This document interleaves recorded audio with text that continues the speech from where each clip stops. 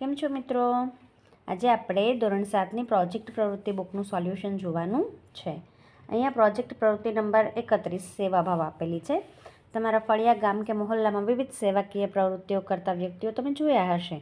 તેઓ કઈ કઈ સેવાકીય પ્રવૃત્તિ કરે છે તેની નોંધ કરવાની છે, તેમજ તે કઈ સંસ્થા સાથે જોડાયેલા છે તેના નામ, સરનામા, સંપર્ક નંબર વગેરે લખવાનું છે. અને આ મુલાકાત બાદ તમે શું શીખ્યા કે તમારે શું કરવું ને શું નહીં, તમે જે સંકલ્પ લીધો છે તે નોંધ કરવાની રહેશે.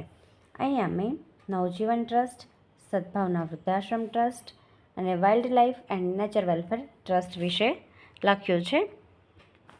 તેમના દ્વારા કયા કયા કામ થાય છે તો કે પર્યાવરણ બચાવવા માટે વૃક્ષારોપણ થાય છે, સરકારી દવાખાનામાં વિનામૂલ્યે દૂધ અને ફળનું વિતરણ કરે છે, ચબૂતરામાં ચણ નાખે છે અને નિરાધાર વૃદ્ધોને રોટી, કપડાં અને મકાનની સેવા કરે છે. આ ઉપરાંત આ ટ્રસ્ટો દ્વારા ઘણી બધી સેવાઓ કરવામાં આવે છે.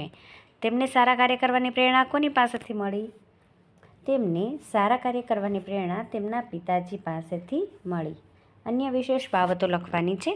તેઓ નિરાધાર વૃદ્ધોની સેવા કરે છે, તેમજ સેવાભાવી સંસ્થાઓ દ્વારા આવા લોકોને ઘર પણ બનાવી આપવામાં આવે છે. તેઓ પક્ષીઓ માટે ચબૂતરામાં ચણ નાખે છે અને પાણીના કુંડા મુકાવે છે અને માળા પણ મુકાવે છે. તેમજ વિનામૂલ્યે તે લોકોને માળા આપે છે કે જેથી તે તેના ઘરમાં પણ ટીંગાડી શકે. તેમજ ઠેર ઠેર વૃક્ષોને વાવે છે અને તેનો ખૂબ જ સરસ રીતે જતન કરે છે, ઉછેર કરે છે. મારા સારા કાર્યો અને મારા સંકલ્પો. મેં મારા જન્મદિવસે મારા ઘરે એક વૃક્ષ વાવ્યું અને તેની દેખરેખ કરવાનો સંકલ્પ લીધો છે. આ સિવાય તમારા સારા કાર્યો અને તમારા સંકલ્પોની તમે નોંધ કરી શકો છો. અહીંયા આ પ્રવૃત્તિ મિત્રો પૂર્ણ થાય છે. હવે ફરી મળીશું નવા વિડીયોમાં.